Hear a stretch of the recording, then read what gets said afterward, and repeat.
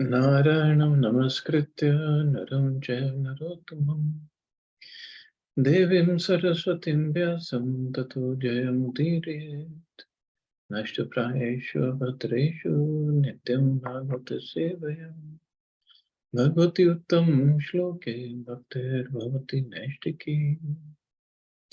So continuing with the discussion on Sri Chaitanya Charitamrita, Adi Lila, chapter 10, the trunk, branches and sub-branches of the Chaitanya tree.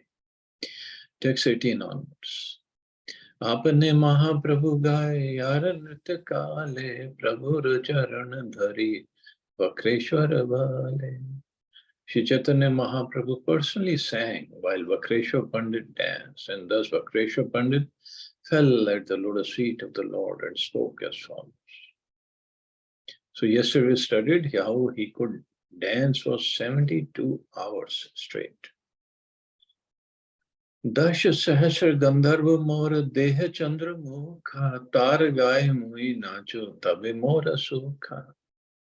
O Chandramukh means Chaitanya Mahaprabhu, please give me 10,000 Gandharvas. Let them sing as I dance, and then I will be greatly happy. So this was a heartfelt desire. He just wanted to dance in the kirtan. The Gandharvas, who are residents of Gandharva Loka, are celebrated as celestial singers. Whenever singing is needed in the celestial planets, the Gandharvas are invited to sing. The Gandharvas can sing continuously for days, and therefore Vakreshwar Pandit wanted to dance as they sang the kirtan. Prabhu bole tumi mor pakshe ek shakha, akashe uditam yadi pakha. Lord Chaitanya replied, I have only one wing like you, but if I had another, certainly I would fly in the sky. This is how Chaitanya Mahaprabhu treated Vakreshwar Pandit. Pandit Jagdananda Prabhu Prana Rupa Loke Khyata Yeho Satya Bhamara Swarupa. Pandit Jagdananda, the sixth branch of the Chaitanya tree, was celebrated as the life and soul of the Lord. He is known to have been an incarnation of Satyabhama, one of the chief queens of Lord Krishna. There are many dealings of Jagdananda Pandit with Lord Sri Chaitanya Mahaprabhu. Most importantly, he was the Lord's constant companion and especially took part in all the pastimes of the Lord in the houses of Shrivas Pandit and Chandrasekhar Acharya. So that was in Navadvip, but in Jagannath Puri also, Jagdananda Pandit was there with Chaitanya Mahaprabhu. And once Chaitanya Mahaprabhu, because of one incident, I believe that incident will come later, he cut down his eating in half. He was already eating very little, but he still cut down eating in half. And Jagdanand Pandit was so unhappy because here it is mentioned he is the incarnation of Satyabhama, from the queen from Dwarka. So his mood was to serve Chaitanya Mahaprabhu, especially when it came to feeding him. And when Mahaprabhu cut down his eating in half, he made wonderful amount of prasadam for Chaitanya Mahaprabhu to eat. And Mahaprabhu said, no, I'm not going to eat all this. This is too much for a sannyasi to eat. And Jagdanand Pandit, out of his anger, he just started to fast. He said, if you're not going to eat, I'm not going to eat. And if I'm not going to eat, nobody's going to eat. And it went on for a while. And then Mahaprabhu relented, okay, bring all the prasadam. Then Jagdanand Pandit was very happy feeding him prasadam. This was his mood, and sometimes even Chaitanya Mahaprabhu was afraid of arguing with Jagdananda Pandit because he wouldn't listen to Mahaprabhu. And in fact, when Sanatan Goswami came from Vrindavan to Jagannath Puri to meet Chaitanya Mahaprabhu, so when he was coming in the forest of Jharkhanda, he drank some contaminated water, and he developed sores all over his body, and they had pus in it. Weeping sores, they were called. So even in that condition, he came, and Mahaprabhu, when he saw Sanatana Goswami, he went ahead and embraced Sanatana Goswami. Sanatana Goswami was very ashamed that the pus from his sores was touching the divine body of Chaitanya Mahaprabhu. He didn't like it. Mahaprabhu didn't think of anything.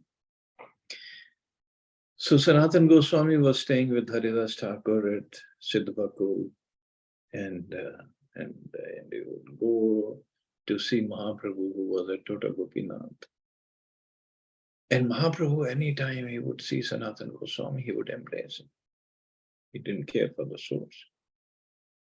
So once Sanatana Goswami asked Jagadanand Pandit, he said, I think I should fall under the chariot wheel of Lord Jagannath and commit suicide, because these sores are touching, the pus is touching the body of Chaitanya Mahaprabhu, and this is giving me great pain.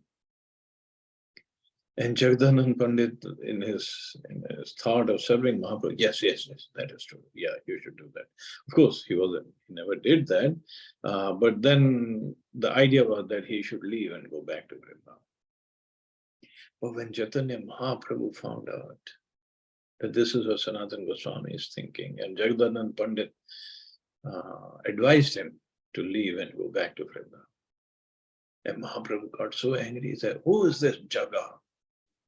How dare he could advise Sanatana Goswami. Sanatana Goswami is like his spiritual master. How come he has the audacity to advise Sanatana Goswami? I like to embrace Sanatana Goswami's body because I consider his body as good as mine. And if he is uncomfortable with the sores on his body, let them go away right now.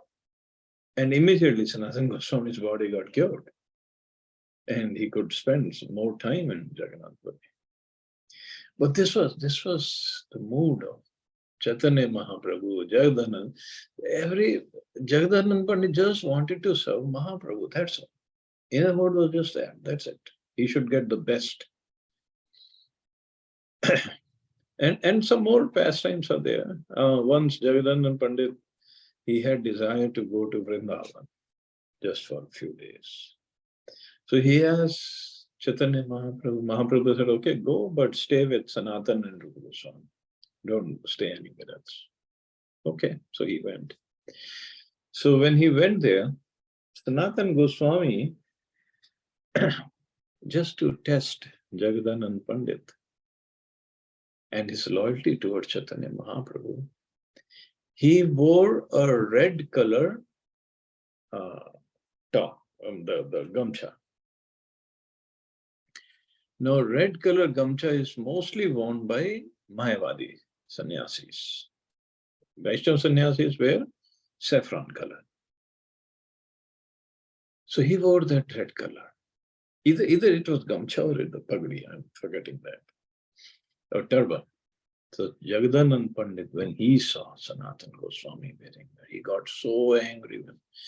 How can you wear? You're a follower of Chaitanya Mahaprabhu. You're supposed to wear saffron colored cloths, not red as Mayavadis. Take it off right away. And this and that. And Sanatana Goswami started to laugh. He said, you are completely loyal to Chaitanya Mahaprabhu, and took it off that cloth and threw it away. He said, I was just testing your loyalty, and that's all. But this was the mood of Jagadanand Pandit. And many other pastimes also there. Let's see. Maybe some of them are in Chaitanya Bhagavad, some are here in Chaitanya Charitamrita. Prite karite chahe prabhur lalan palan, vairagya lok bhai prabhu namane kakhan. Jagadanand Pandit, as an incarnation of Satyabhama, always wanted to see to the comfort of Lord Chaitanya. But since the Lord was a sannyasi, he did not accept the luxuries that Jagdanand Pandit offered. Dui jane khate mati laga yakunda tara pritera katha age kahi bashaka. They sometimes appear to fight over trifles, but these quarrels were based on their affection, of which I shall speak later. And then next branch. Raghav Pandit Prabhu Adya Anuchara Tare Eka Shakha Mukhya Makar Dhvajakar. Raghav Pandit, Lord Shri Chaitanya Mahaprabhu's original follower, is understood to have been the seventh branch. From him proceeded another sub-branch headed by Makar Dhvajkar. Kar was the surname of Makar Dhvaj. At present, the surname is generally found in the Kayasth community. The Gorgonadesh Deepika states, Dhanishta Bhaksha Samagrim Krishnayadad Braje Amitam Seva Samprati Gauranga Priyo Raghava Pandita. Raghava Pandit was formerly a confidential gopi in Braj during the time of Lord Krishna's pastimes, and his former name was Dhanishta. This gopi Dhanishta always engaged in preparing foods for Krishna. Tahar Bhagini Damyanti Prabhur Priya Dasi Prabhur Bhoga Samagri Je Karevara Masi. Raghav Pandit's sister Damyanti was a dear maidservant of the Lord. She always collected various ingredients with which to cook for Lord Chaitanya. Srila Bhaktisiddhanta Saraswati Thakur writes in his Anubhasha in the Gorgonadesh Deepika, it is mentioned, Gunamala Vraje Yasit Damyanti tu Tatasvasa. The gopi named Gunamala appeared as Raghav Pandit's sister Damyanti. On the East Bengal railway line, beginning from the Sialda station in Calcutta, there is a station named Sodapur, which is not very far from Calcutta. Within 1 mile of this station, towards the western side of the Ganges, is a village known as Panihati, in which the residential quarters of Raghav Pandit still exist. On Raghav Pandit's tomb is a creeper on a concrete platform. There is also a Madan Mohan deity in a broken down temple nearby. This temple is managed by a local zamindar of the name Sri Shivachandra Rai Chaudhary. Makar Dhvajkar was also an inhabitant of Panihati. So now in this Panihati temple, where there was a famous Panihati Chirdahi festival happened, wonderful pastime between Lord Nityananda and Raghunath Das Goswami. So this temple is now under ISKCON, and Raghav Pandit's house is just nearby. I mean, maybe 10 meters away.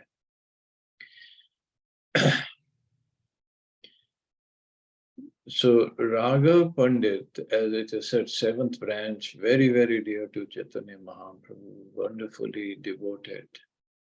And he was very, very attentive to details. Details of the quality of service to the deity of Krishna and to Chaitanya Mahaprabhu. Every year he would go with the group that was organized by Shivanand Sen to Jagannath Puri from Navadvip. And here it is mentioned he was in Panihati Gaon near Calcutta.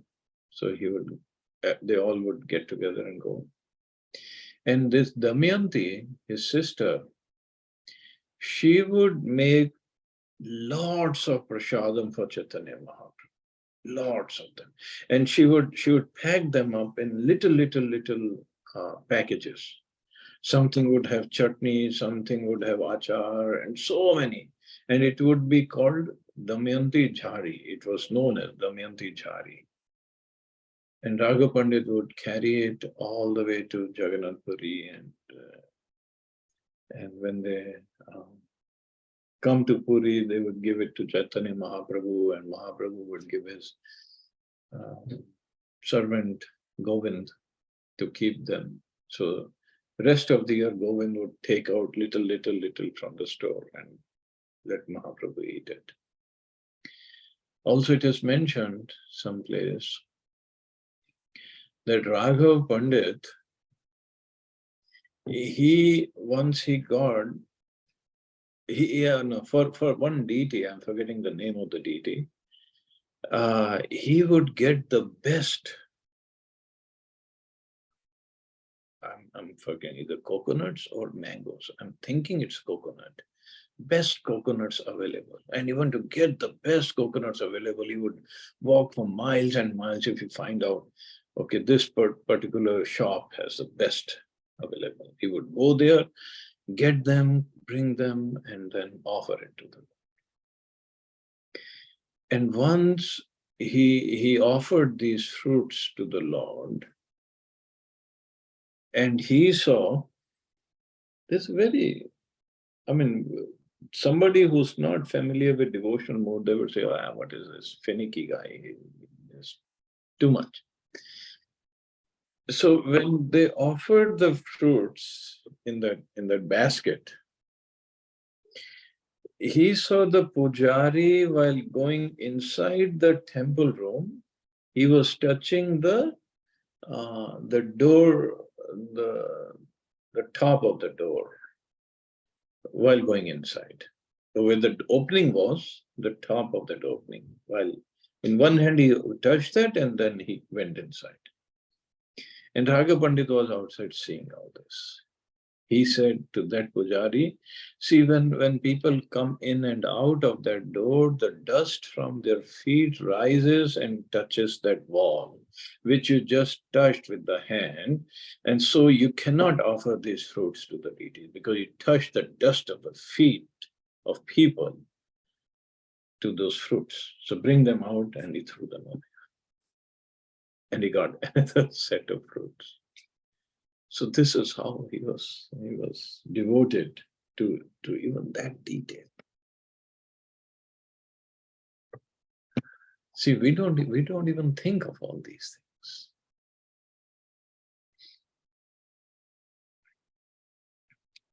Se sabha samagri jata jhalite bhariya raghavalaya gopata kariya. The fruits Damayanti cooked for Lord Chaitanya when he was at Puri were carried in bags by her brother Raghav without the knowledge of others.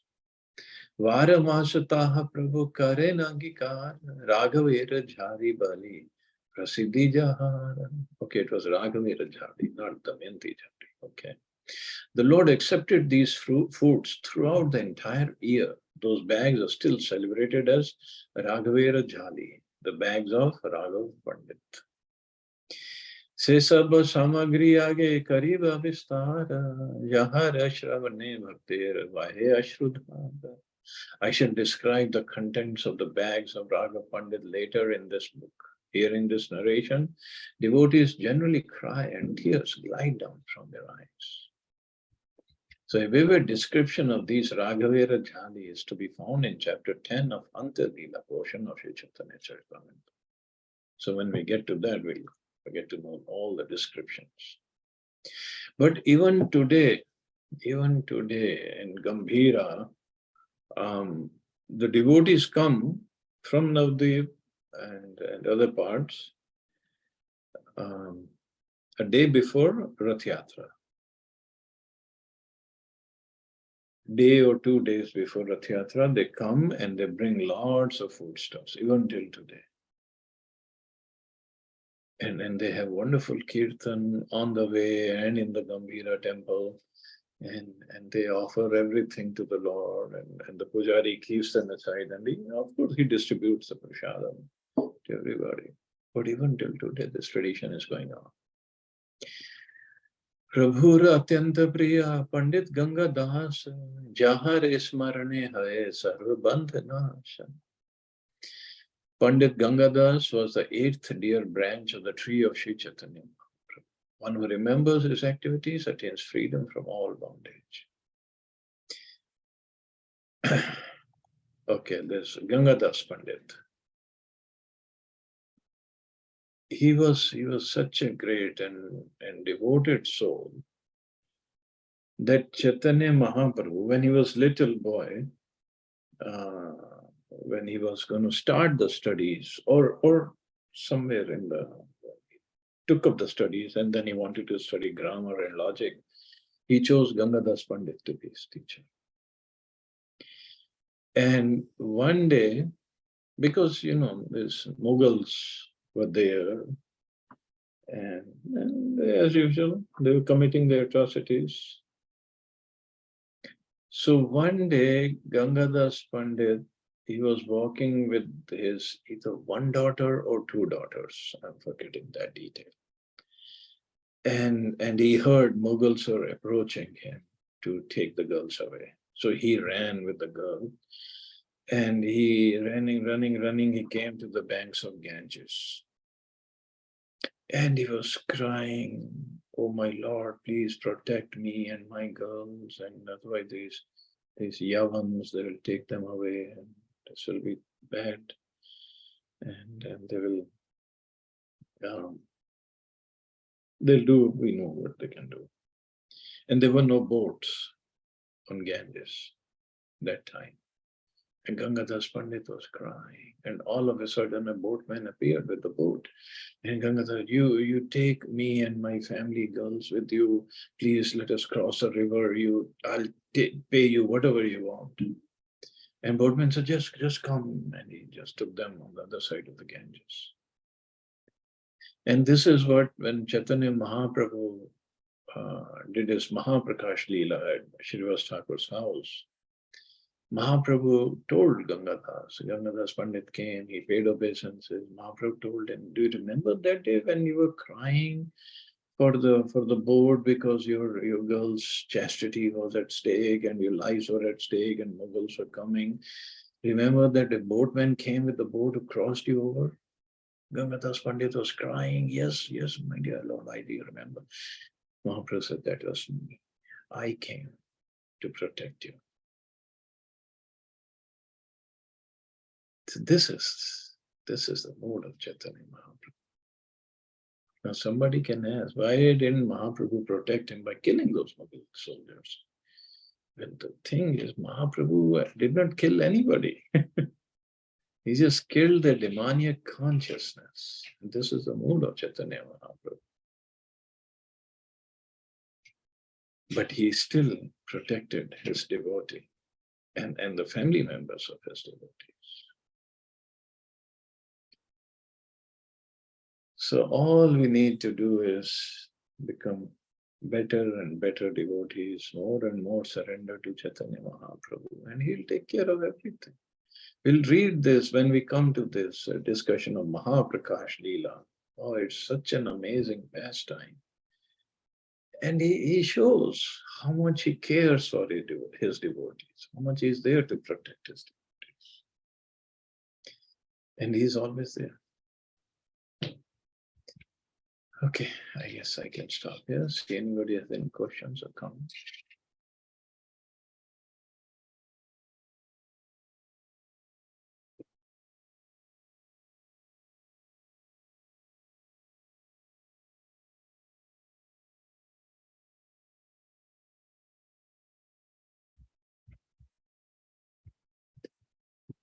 Okay, you all have a safe and wonderful day. Hare Krishna. Jai Shri Prabhupada. Thank you, Prabhu. Hare Krishna, Prabhu. Thank you. Hare